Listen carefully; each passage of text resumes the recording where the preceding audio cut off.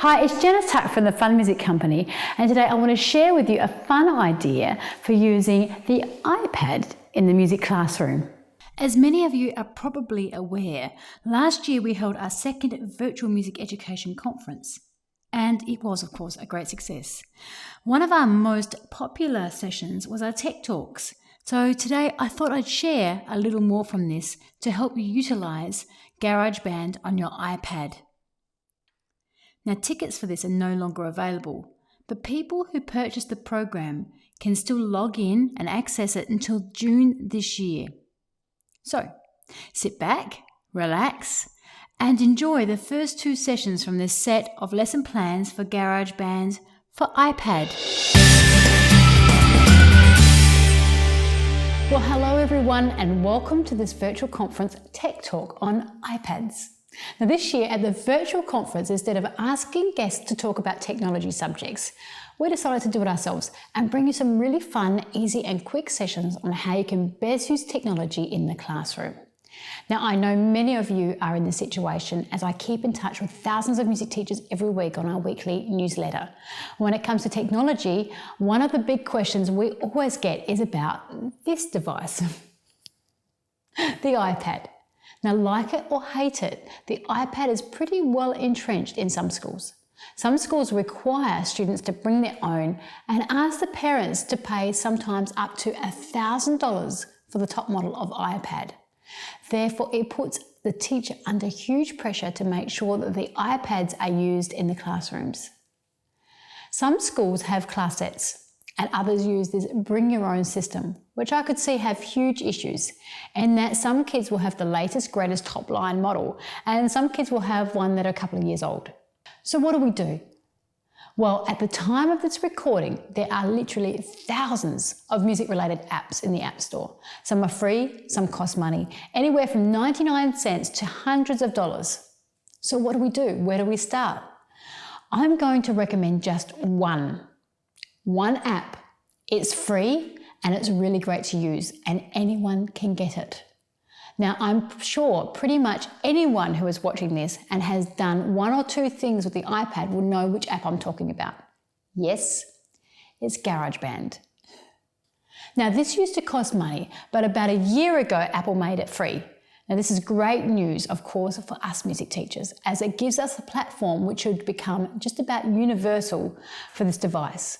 You can spend just a few dollars on extra instruments and sounds for it, but the basic app allows you to do most things for free. So what shall we do with it? Well, I'm going to give you a set of 4 lessons with task sheets for the students so that they have to complete them and get them initialed by the teacher. Now, of course, this might be one lesson for some kids if they're highly musical and right into the iPad, but GarageBand is so popular, this might just be second nature for some of them. But if you approach it in that they have to complete the assignments and give the scope of creativity, as you'll see in this, then you'll enjoy this no matter how much experience you have or they have. Lesson number 1, drum beats.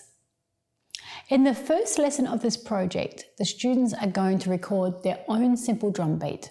Now, I would do this with a middle school, junior high class around about the time that they're doing real drums. Obviously, I think that playing on iPads does not replace real instruments. Therefore, you should still be teaching them basic rock beats like this one on the board, using hands on their laps, using sticks on the drum pads, and of course using the drum kit itself.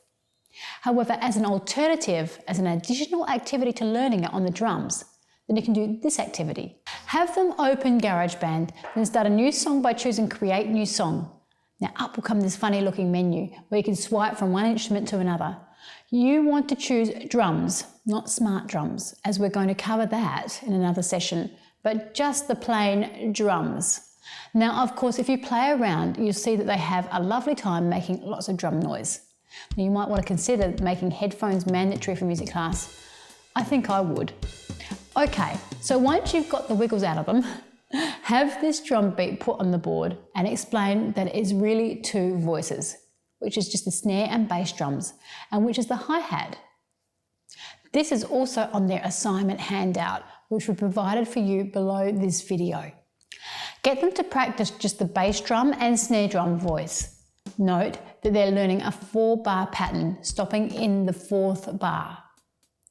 Then just practice the hi-hat voice using 8th notes or quavers. Then, once they are ready, they need to record the beat, not forgetting to stop the 4th bar.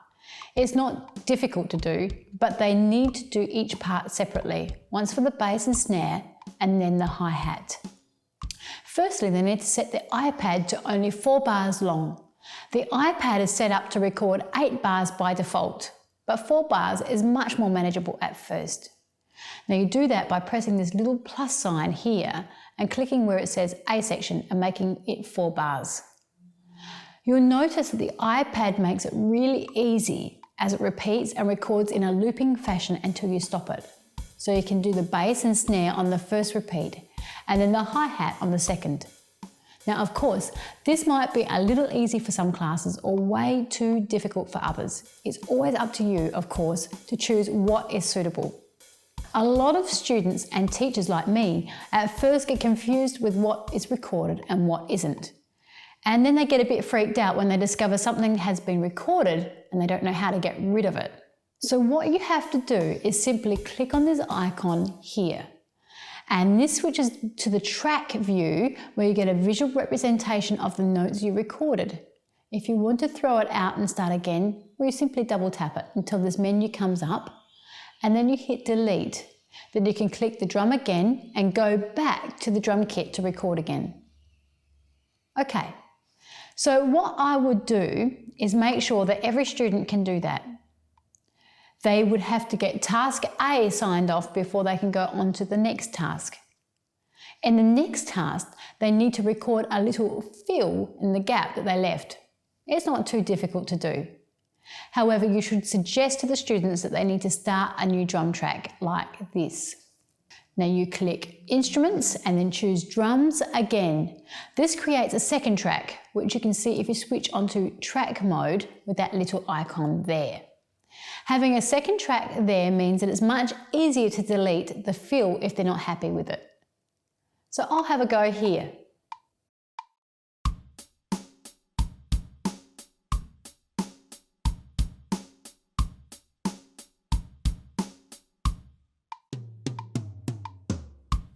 No, wasn't happy with that one.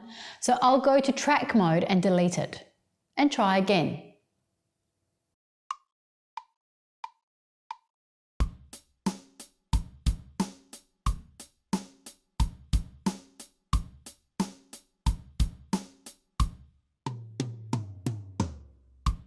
Okay, I am happy with that one.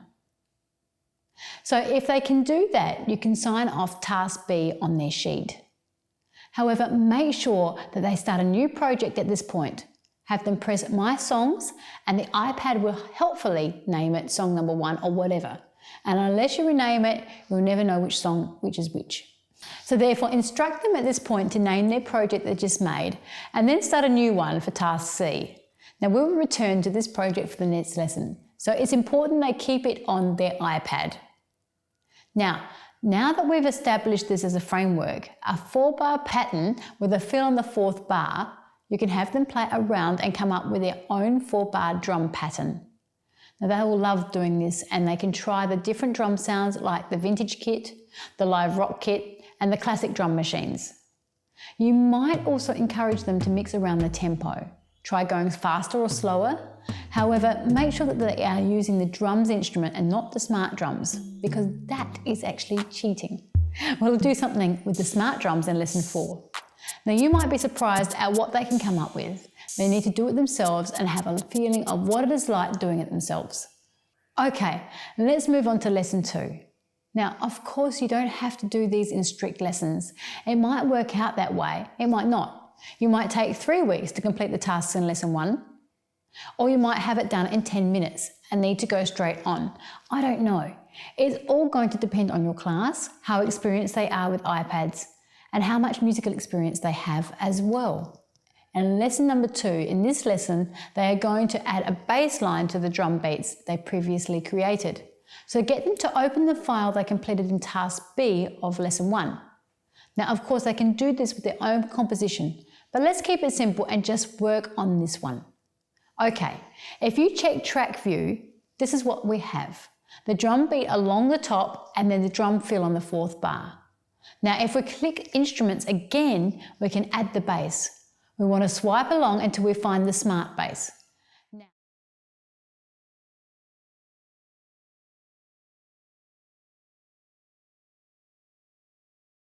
Now you need to pay particular attention on two controls and know what they do.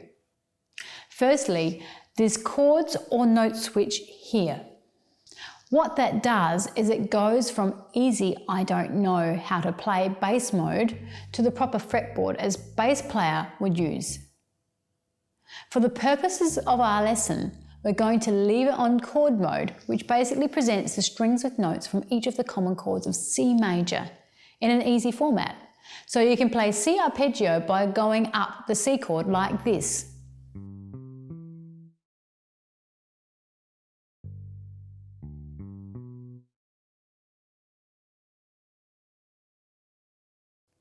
Of course, you can change the key by clicking this little spanner here, and you'll notice that every chord changes with it.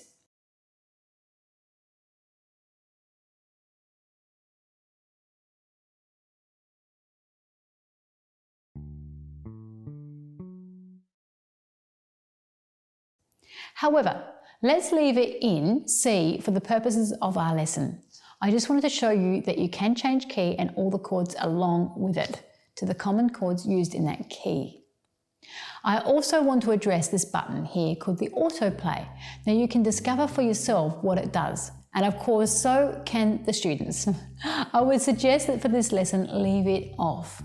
Now I'm an advocate that as much as possible the students should do the music themselves, not just using the autoplay. Sure, once they have the idea down, then the autoplay can give them a better bass line.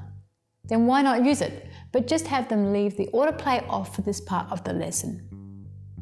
Okay, so what do we do with this?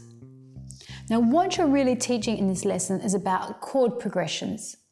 Now you can have a discussion about which are the important chords, the tonic, dominant, and so forth, and tell them that C chord is chord 1, the tonic chord, the most important chord of the key, and the next most important is chord 5, the dominant chord.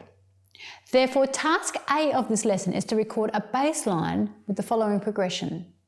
C for a bar, G for a bar, C for a bar, and then G. Simple, isn't it? However, if they get the experience of doing a song with just chords 1 and 5, they'll get a concept that those are the important chords. Now just have them use the bottom string on C and G to do this. And they can improvise the rhythm a little bit around this too. Now once they can do that, have them move on to part B. To do this, they might like to try duplicating the song. To duplicate the song, you go down to My Songs, hold it down until they jiggle, and the song is selected. And then press this little button with the plus sign on it here to make a duplicate. This way they can keep what they've done with C and G chords before doing the next task.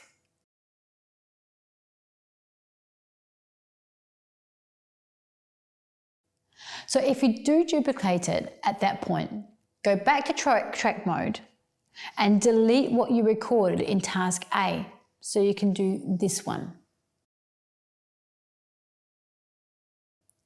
Now you're going to have them record a bass line using the 4-bar progression of C, F to D minor and G.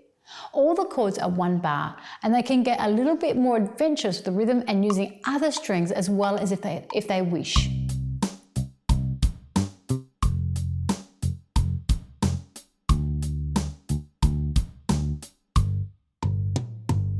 Okay, so now we have a 4-bar progression with drums and bass, and you can then have them save that project and start a new one, or open their own drum beat created in the last lesson. Now you can let their creativity go a little bit mad, but once again, make sure you're giving them a framework within which they can be creative. So, to summarize the important parts of this is your framework around which you're asking them to create their own bass line. Keep it to 4 bars, have them use only 1 chord per bar, and make sure they stay in the key center. That is starting on C or chord 1 and incorporating chord 5 in there too. Make sure the chord progression makes logical sense. They will probably come up with some amazing stuff. You'll be amazed at the cleverness of them, and you're doing it without using the autoplay features of the software. So what do you think? Was that useful? You can download the assignment sheet for this lesson below this video. Now, everyone who is registered for the Virtual Music Education Conference can log in right now and access the complete tutorial, which covers 4 whole lessons. And there's 3 tasks for each lesson.